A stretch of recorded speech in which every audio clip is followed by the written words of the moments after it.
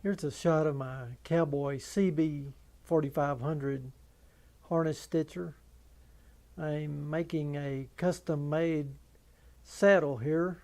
That's a Will James tree, and that's how far along I am with it. And I'll show you the saddle skirts that I have prepped and ready to be sewn. There's the skirts. They're round skirts, and I have put my groove in there for the stitch groove using a CS Osborne groover.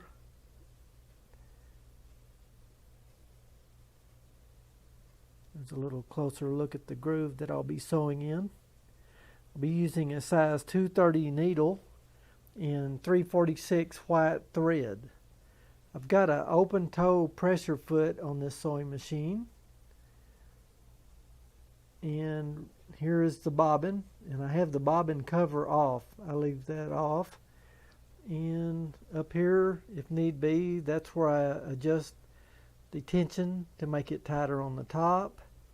And also here at the back there's another tension, but once they're set, I don't have any trouble and very seldom ever adjust the tension on this machine. It sews both thick and thin leather very well.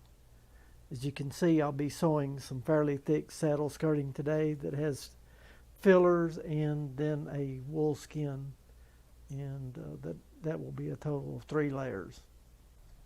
Here are some other saddle parts that I have prepped, and I have my CS Osborne scratch compasses right there, and I will scratch a groove where I want to sew, and I'll do that, and then I'll show you how to sew those. Here's a look underneath the sewing machine. That's the servo motor, and the RPMs can be adjusted up or down. And there's the speed reducer. And the off and on switch is in the front of the machine here. It has a large flywheel for a little bit of extra added power. And there is the bobbin winder. I do not have a bobbin on it at this time.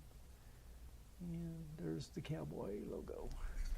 I like to start in on my saddle skirts back here at the back. I'll start sewing there, raise my pressure foot up, and then lower the pressure foot, pull the thread back, and it needs to be between my the toes on my open toe pressure foot here.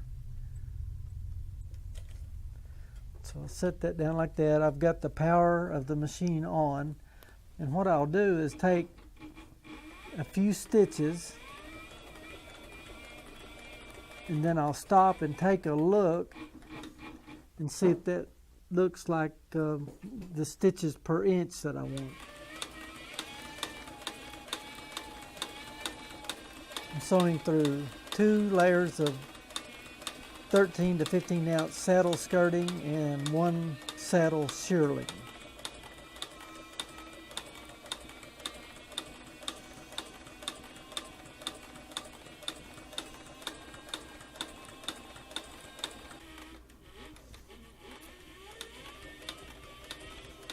Always make sure you got plenty of bobbin in your bobbin so you can make a complete lap.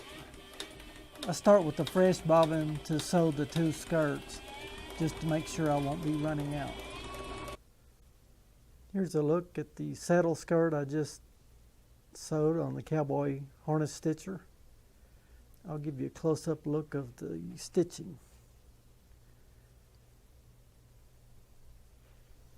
Makes a good even stitch, and it pulls the loop right in the middle, and I'm very pleased with this machine.